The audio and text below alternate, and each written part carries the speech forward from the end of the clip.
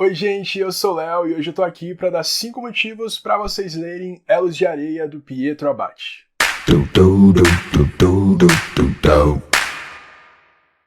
Antes da gente começar, não esquece de deixar o seu joinha aqui embaixo, se inscrever no canal se você ainda não é inscrito e também ativar as notificações. Pois muito que bem, Pietro me convidou para trazer 5 motivos para vocês conhecerem Elos de Areia, que foi uma história super divertida de fantasia nacional que eu li nesse ano.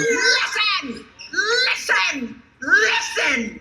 Para quem quiser saber mais sobre o livro, o link tá aqui na descrição do vídeo, é só você correr lá na Amazon. Tem uma capa muito bonita e meio que essa, acho que é a segunda edição depois da que eu li, que Pietro tinha comentado que ia colocar de novo na Amazon. Então você pode correr lá para ler agora mesmo. Eu vou tentar falar pra vocês sem dar muito spoilers, porque essa história ela é relativamente complexa. É um livro de fantasia com nomes bem diferentes, com um universo bem diferente, mas é um livro muito gostosinho pra quem gosta de fantasia épica, com batalhas e muitas reviravoltas e toda a complexidade de fantasia. Então, vocês vão encontrar muito nesse livro. Muita gente eu sei que vai se identificar, muita gente vai querer ir contra mim, mas a realidade é essa. Eu confesso pra vocês que eu tentei preparar uma sinopse mental pra explicar o livro pra vocês aqui, mas eu não consegui. Porque como vocês sabem, eu sou um pouco péssimo com sinopses, então eu vou fazer o quê? Eu vou ler a sinopse que tá disponível na Amazon. É uma sinopse que eu já vi que não tem spoilers, só vai falar um pouquinho de cada um dos personagens, porque a gente tem mais de um protagonista nesse livro, e aí depois eu vou contando pra vocês tudo que eu achei. Começa mais ou menos assim. É o fim de uma era. O confronto nos 12 reinos poderá ser tão devastador como quando os deuses lutaram nos céus, há milhares de anos. Eldalin é uma jovem oniromante, mas não sonha com o que está prestes a acontecer na sua vida. De repente, ela é expulsa da Vila dos Sopros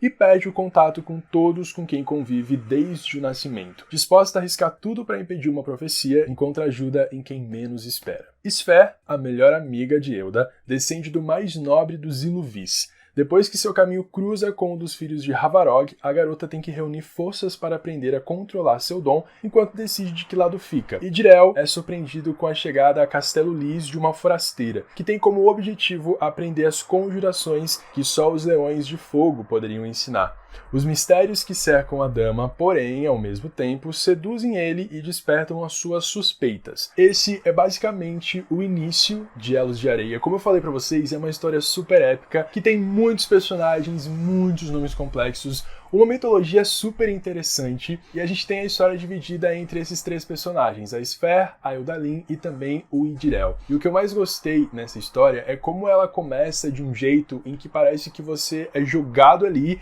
e você não tá entendendo muito bem o que tá rolando. A gente tem um prólogo ali que apresenta que esse mundo, essas raças foram criadas, e aí a gente fica meio assim, um prólogo interessante, uma coisa que começa meio sem você saber o que tá rolando, e aí a história vai crescendo. Mas para não enrolar vocês mais do que já estão enrolando, vamos aos 5 motivos.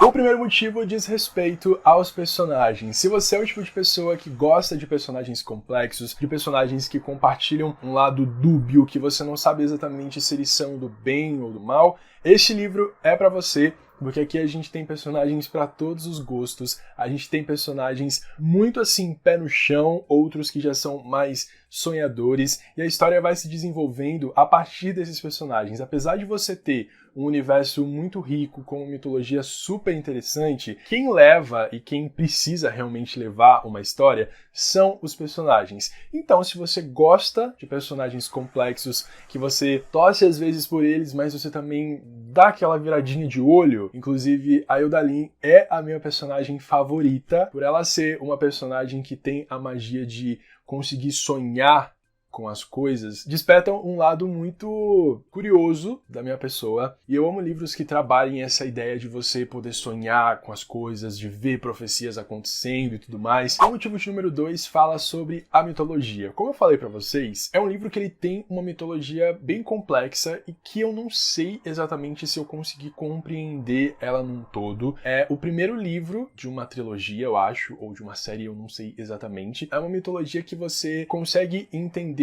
algumas nuances, principalmente se você é o tipo de pessoa que gosta de ler fantasias mais épicas. E fantasias mais épicas que eu digo não são fantasias YA épicas. tá? Tem uma breve diferença aí entre os dois. Então, se você é o tipo de pessoa que gosta desse high fantasy, assim, tipo, bem hard, com uma cultura, um esquema político, guerra e não sei o que mais, é o livro perfeito pra você. Eu acho que quando eu cheguei no final da história, eu fiquei com a sensação de que eu tinha entendido algumas coisas, mas outras acabaram se perdendo um pouquinho na minha cabeça, o que eu acho super normal, principalmente porque você não tem um único protagonista nessa história. Então você vai conhecendo todos os lados. E isso já me leva ao motivo de número 3, que é com relação ao desenvolvimento. Uma das coisas que mais me chamou a atenção e que eu mais curti nessa história é que a gente tem esses lados desses personagens, a gente sabe os medos, as fraquezas, os dons deles, mas eles estão completamente distantes. E aí você vai lendo e você vai torcendo para que a história te aproxime mais deles, e você percebe que em certo ponto talvez eles vão se encontrar ali no meio do caminho, porque tem algo se aproximando, algo muito maior do que eles três. E o que eu posso dizer para vocês, sem entrar em spoilers, é que tem algo bem interessante com relação ao desenvolvimento desses personagens, dos plots da história, que vai fazer com que algo aconteça em determinado ponto do livro com eles três. E pra mim é a minha parte favorita. Quando eu li eu fiquei assim, que sabor.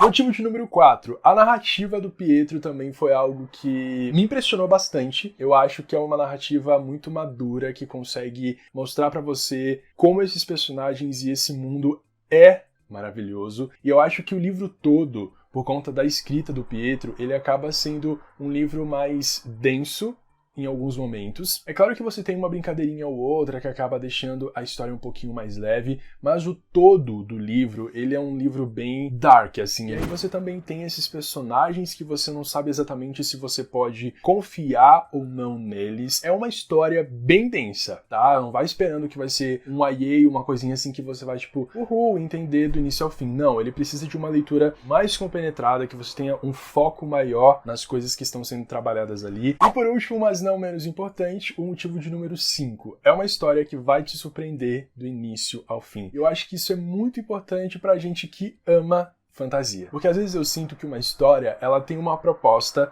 aí chega lá no meio, o autor acaba se perdendo, aí vem um evento lá no final que ele acaba te deixando impressionado a certo ponto de você pedir, assim, vá com calma, e aí o livro acaba. Então foi um livro que eu curti demais, foi uma aventura, uma experiência muito boa, e é muito isso que eu falei agora, tipo, esse livro é uma aventura. Eu acho que ele é um livro bem introdutório também, principalmente se a gente vai ter outros depois desse. Ele te apresenta o mundo, os personagens, os conflitos daqueles personagens, um pouco da política e da criação do universo deles, mas ele é um livro que ele não desenvolve tanto essas coisas, então ele meio que vai te dando essas migalhazinhas que vão servir para você entender o livro como um todo, e aí você termina a história com aquela vontade de ler a sequência. Que foi assim que eu terminei. Enfim, gente, muito obrigado por terem assistido até aqui. Fica aí a dica para quem quiser conhecer mais livros nacionais bons de fantasia. O livro está disponível também na assinatura do Kindle Unlimited ou para você comprar lá na Amazon, caso você não tenha. Um beijo, muito obrigado por terem assistido até aqui. Não esqueçam de deixar o joinha aqui embaixo se curtiram o vídeo, de compartilhar esse e outros com os amigos de vocês, e a gente se vê numa próxima. Tchau!